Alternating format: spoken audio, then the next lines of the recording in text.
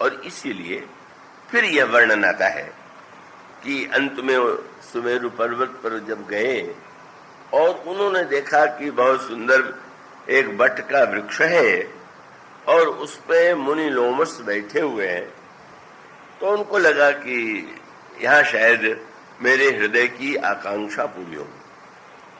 और उस समय उन्होंने जाकर के प्रणाम किया और प्रणाम करने के बाद फिर स्पष्ट बता दिया कि मुझे क्या चाहिए। अगर कोई व्यक्ति ये कह दे कि भाई आपको जो अच्छा लगे वो दे दीजिए, तो आप ठीक है दीजिए, पर उन्होंने स्पष्ट कह दिया सगुण ब्रह्म आराधन मोहि कहो भगवान, मैं सगुण साकार ईश्वर का ही भक्त हूं, तो आप उसकी आराधना कैसी की जाए ये उपदेश दीजिए। मुनि जी बहुत बड़े तत्वज्ञ थे, वेदांतविद थे, ब्रह्मज्ञ थे, का उन्होंने प्रारंभ में थोड़ी देर तक तो भक्ति का उपदेश दिया, पर मुनि जी के हृदय में यह बात आई कि इतना उच्च कोटि का साधक, क्योंकि वो भुसुंडी शर्मा उस समय काक भुसुंडी तो थे नहीं, का माता पिता की बाल्यावस्था में मृत्यु हो गई, सांसारिक विद्या से उनको कोई उनका आकर्षण नहीं था। माता पिता की मृत्यु हो जाने के बाद वो व्याकुल होकर के केवल ईश्वर के दर्शन के लिए चारों ओर संतों और मुनियों के पास जाते थे, और दर्शन में भी उनका पक्ष यही था कि मुझे तो सगुण साकार श्री राम का दर्शन चाहिए। तो अब ऐसा व्यक्ति जिसके जीवन में छूटी त्रिविध ईसना गाढ़ी, कोई इच्छा है ही नहीं, मुनि जी को लगा कि इसको और ऊंची बात बता दे। और उन्होंने कहा, अन्य मुनियों ने तो यही कहा था कि वो ईश्वर तुम्हारे हृदय में है, वहीं तक बात थी, पर उन्होंने कहा जिस ईश्वर को तुम ढूंढ रहे हो वो तुमसे अलग नहीं, तुम ही हो। तो अब तो और आगे बात बढ़ गई, हृदय में ईश्वर है तक की बात तो और थी, पर उन्होंने कहा कि सोते तो हिता ही नहीं भेदा, बारी विचैव गाम ही भेदा।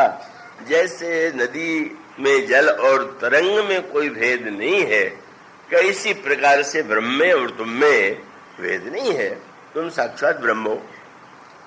तो उन्होंने वही कहा जो शास्त्र के और ब्रह्म की जो व्याख्या है वो जिस रूप में है वेदांत की उस रूप में उन्होंने कहा। पर वही समस्या फिर आ गई, सोते तो ही ताही नहीं भेदा, बारी विचैव गाम ही भेदा। और तब उन्होंने कहा कि फिर उन्होंने निवेदन किया, और बहुत सुंदर निवेदन किया कि भाई उपदेश देने वाला कितना उच्च कोटि का है प्रश्न थोड़ी।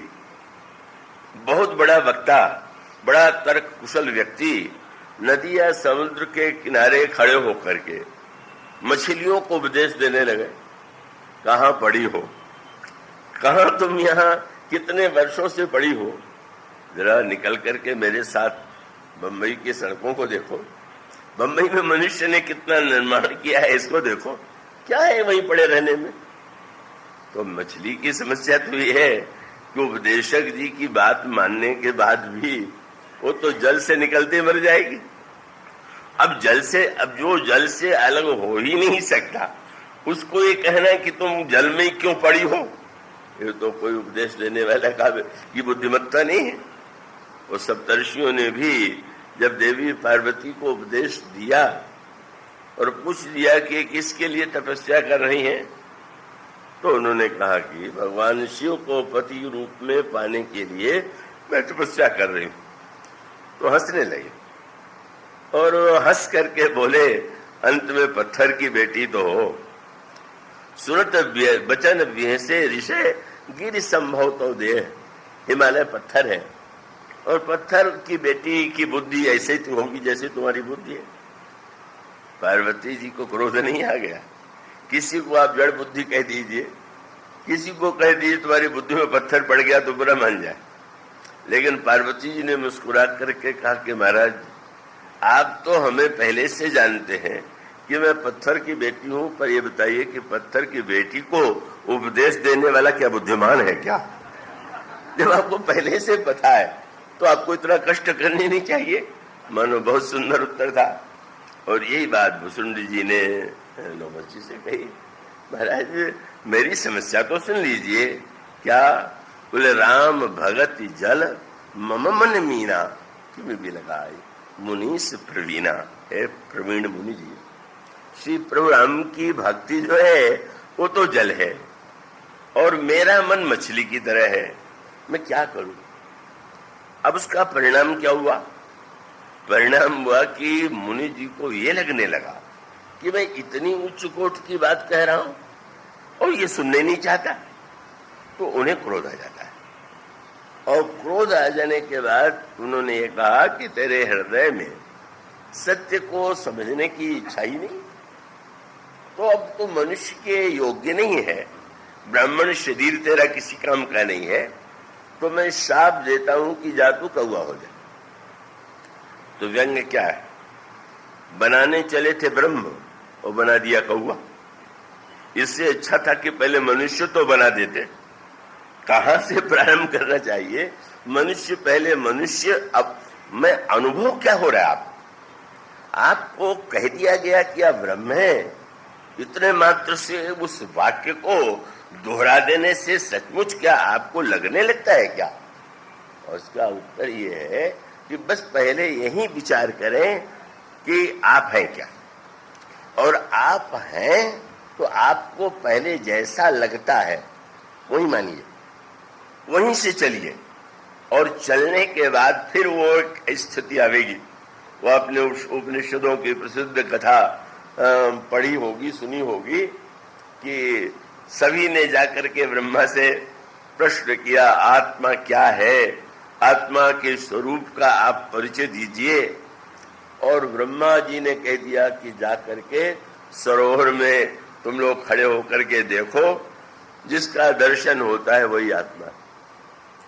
और जो अनेक व्यक्ति थे, अधिकांश व्यक्ति थे, आप उन्हें असुर कह लीजिए, दैत्य कह लीजिए, उन्होंने देखा जल में शरीर है, तो उन्होंने कहा बस ठीक है, शरीर ही आत्मा है और इसी की आराधना करनी चाहिए, इसी की पूजा करना चाहिए। ठीक है, निश्चित रूप से वह उनका अज्ञान था, लेकिन जो इस अज्ञान को वाणी से स्वीकार नहीं करते पर जीवन भर यही करते, उन्होंने कहा कि शरीर ही आत्मा है, शरीर की ही पूजा करो।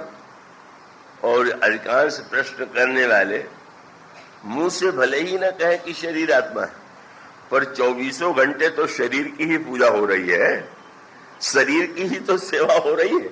आप भले ही कहते हो कि आत्मा भिन्न है, पर हमारी आपकी सारी आसक्ति, सबका केंद्र तो शरीर है, तो आप ये क्यों कह देते? शरीर ही ब्रह्मा चाहते तो पहले से बता देते कि नहीं नहीं, शरीर अलग है, आत्मा अलग है, पर वो क्रमशः समझाना चाहते थे, बताना चाहते थे। और इस बात को समझने के लिए एक आवश्यकता होती है समय, और उसका अर्थ यह है कि गोस्वामी जी ने तो बड़ी मीठी बात लिखी कि श्री लक्ष्मण जी भगवान राम की बहुत अनन्य भाव से सेवा करते हैं। तो किसी ने कहा कि लक्ष्मण जी के समान भला संसार में कोई सेवा करने वाला हो सकता है? गोस्वामी जी ने कहा कौन कहता है? हम और आप लक्ष्मण जी से पीछे बिल्कुल नहीं। लक्ष्मण में जितनी सेवा भावना है उतनी ही सेवा भावना हम में सब में। लक्ष्मण के समान उन्होंने यही कहा, सेवहि लखन सीय रघुवीर ही जिमि अविवेकी पुरुष शरीर है। जितने अज्ञानी व्यक्ति हैं शरीर की जैसे सेवा करते, 24 घंटे शरीर का ध्यान, तो उसका अभिप्राय यह है कि सचमुच मनुष्य जब प्रारंभ करे, इसीलिए धर्म की आवश्यकता होती है।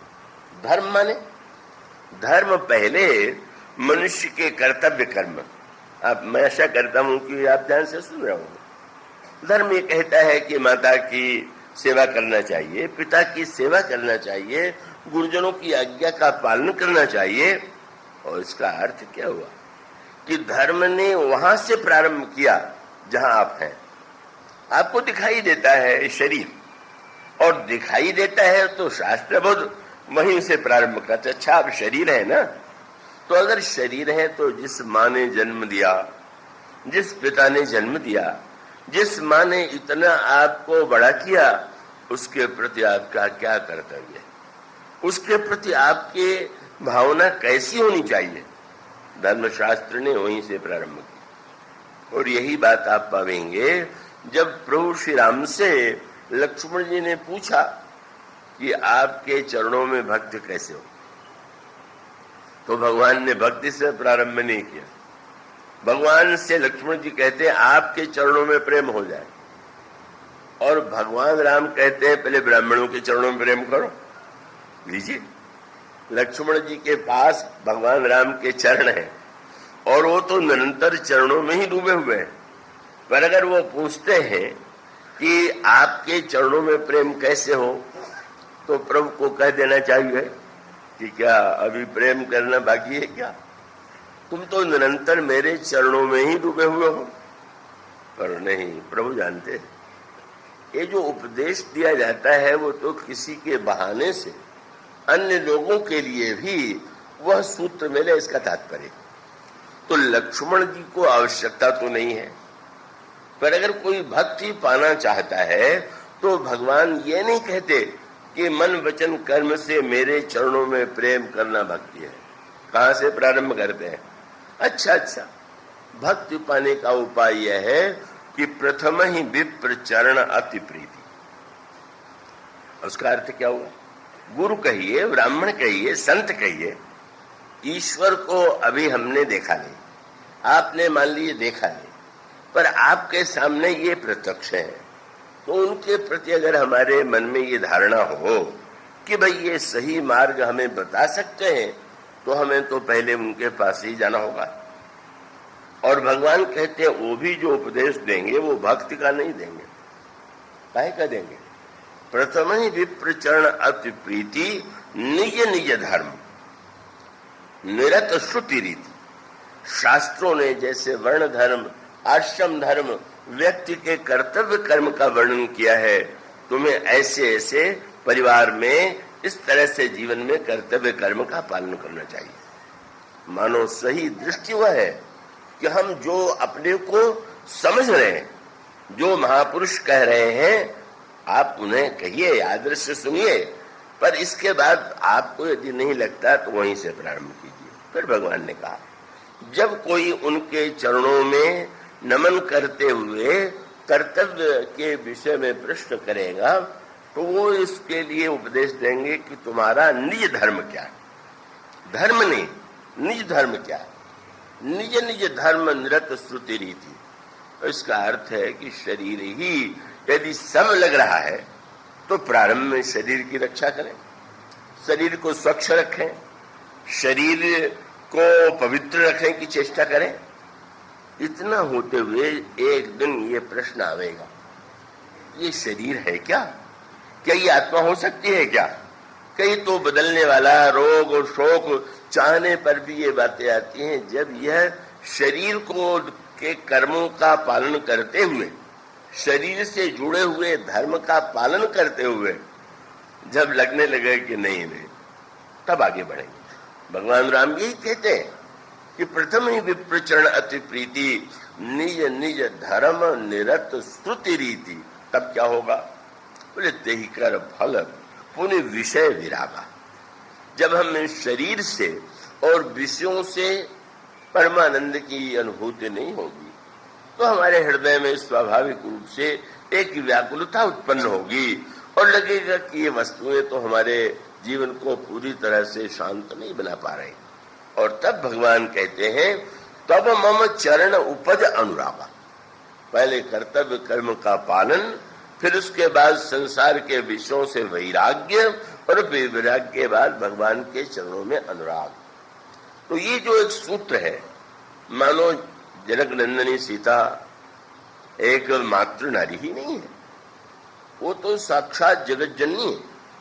पर जगत जननी ने मानो साधना का क्रम बताने के लिए जिस पद्धति का परिचय दिया वो बड़ा समय नहीं हो गया। और इसका अर्थ यह है कि ये तो सारा शास्त्र ही रामचरितमानस में कहा गया कि वो तो जल और तरंग की तरह सीता जी और श्री राम बिल्कुल एक। गिरा अर्थ जल बीच सम कहियत भिन्न न भिन्न। पर गोस्वामी जी का क्रम कितना सुंदर है। सीता जी ये कह सकती हैं कि मैं तो श्री राम से अभिन्न हूं, पर ऐसा कुछ नहीं। गोस्वामी जी यही कहते हैं कि धर्म का निज निज धर्म माने। हर परिवार में माताएं बच्चे जो छोटी लड़कियां हैं उनको पूजा करने का संस्कार देती हैं।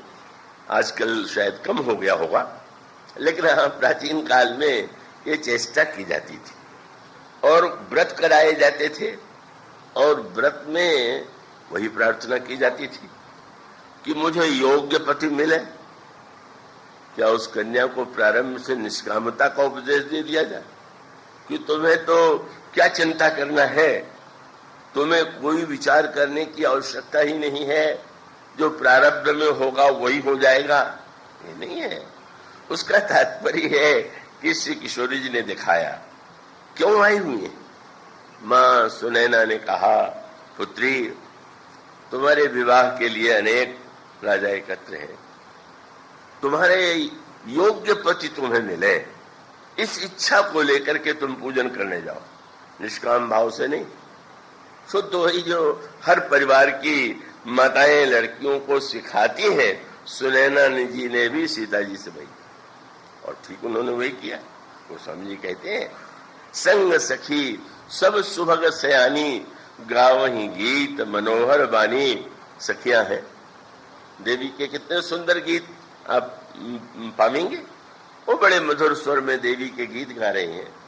पूजन का थाल है, पूजन के पदार्थ हैं, और श्री किशोरी जी सखियों के साथ पहले सरोवर में जाकर के स्नान करती हैं। स्नान करने के बाद पूजन करने जाती, और बड़े ही अनुराग से उन्होंने पार्वती जी का पूजन किया।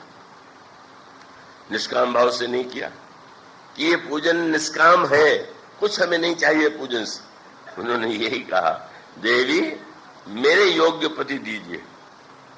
जो व्यक्ति ऐसा कह सकता है वो तो सही है, और जो व्यक्ति दोहरा देता है कि हमें कुछ नहीं चाहिए, उसमें तो अधिकांश नकली ही बातें होती हैं, उसका कोई अर्थ नहीं होता। अब निज अनुरूप सुभगर मांगा, पार्वती जी आगे चल करके बोली ऐसा है, पर अभी बिल्कुल नहीं बोली। भले ही सीता जी ने पूजन किया हो और सीता जी महाशक्ति हो, लेकिन पूजन के बाद पार्वती जी के वाणी से कोई आशीर्वाद मिला, ये नहीं बताया गया कि हाँ तुम्हारे योग्य पति तुम्हें मिलेगा।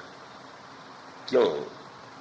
माने मानो हम लोगों को सावधान कर दिया कि वे पूजा करते समय ये आशा मत बना लीजिए कि हम बस पूजा करें उधर से हमको आशीर्वाद मिल जाए।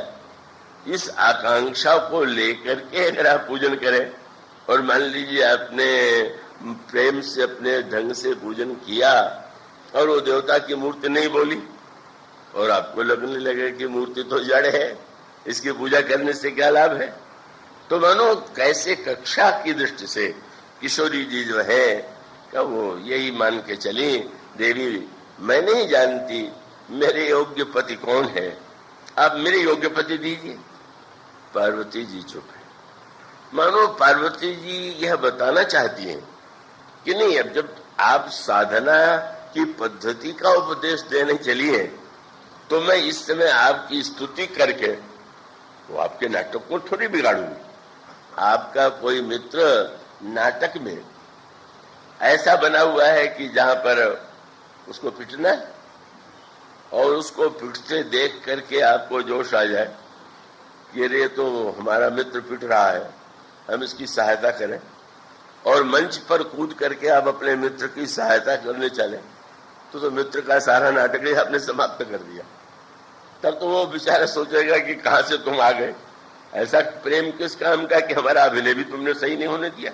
इसलिए आप अंतर पाएंगे। जब किशोरी जी श्री लक्ष्मण प्रभु श्री राम के साथ बन जा रही थी, तो गंगा जी का पूजन उन्होंने किया, और वहां भी सकाम पूजन, आपने गंगा जी का पूजन किया, और पूजन करने के बाद कहा कि देवी गंगा, जैसे मनौती मानती हैं महिलाएं, बच्चे बड़े भी, उसी तरह उन्होंने मनौती मानी। उन्होंने कहा कि बस पति देवर संग कुशल बहोरी, आई करो यही पूजा दो। आप प्रसन्न होकर के आशीर्वाद दीजिए कि पति और देवर के साथ में कुशल पूर्वक आए। और फिर वही कह देते हैं लोग ना, बच्चे कह देते हैं मिठाई चढ़ा देंगे।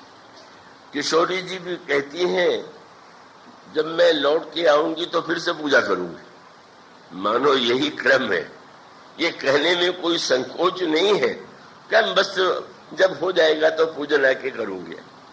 पर एक अंतर, वहां पर पार्वती सीता जी के वाक्यों को सुनकर के गंगा जी बोल पड़ी और गंगा जी ने कहा कि सुन रघुवीर प्रिया वैदेही तव प्रभाव जग विदित न केही। हे रघुवीर प्रिया वैदेही, आपके महिमा को कौन नहीं जानता। लोकप हो विलोकत तोरे, तो ही से वही सब सिद्धि कर जोड़े। ये सारे संसार के लोकपाल आपके दृष्टि से बन जाते हैं, सबकी कामनाएं आप पूर्ण करते हैं। आपने मुझे महिमा एक मेरा महत्व बढ़ाने के लिए मेरी पूजा की, तो आपके आशीर्वाद नहीं दूंगी, देंगी नहीं, आशीर्वाद तो दूंगी। क्यों बोले आशीर्वाद न भी दूं तो तुम्हें तो कुशल ही कुशल होना है। तो मैं दे करके अपनी वाणी को सत्य बना लूं, इसलिए तदपि देवी मैं देव असीसा सुफल हो नहीं तो निज बागीसा। वहां पर गंगा जी बोल पड़ी और सीता जी की महिमा को सुनाया। और यहाँ पार्वती जी की सीता जी ने पूजा किया पर पार्वती जी नहीं बोली। क्यों? क्यों नहीं। इस समय जब एक राजकुमारी के रूप में वे पूजा करने आई है और एक बालिका की तरह पूजा कर रही है, तो इस समय वहां तो केवल जानने वाले थे। श्री राम थे, श्री लक्ष्मण थे, सीता जी थी, और यहाँ तो इतनी सखियां हैं, तो सारे नाटक का आनंद ही चला जाएगा। बस पूजन किया पर कोई स्वर नहीं सुनाई पड़ा।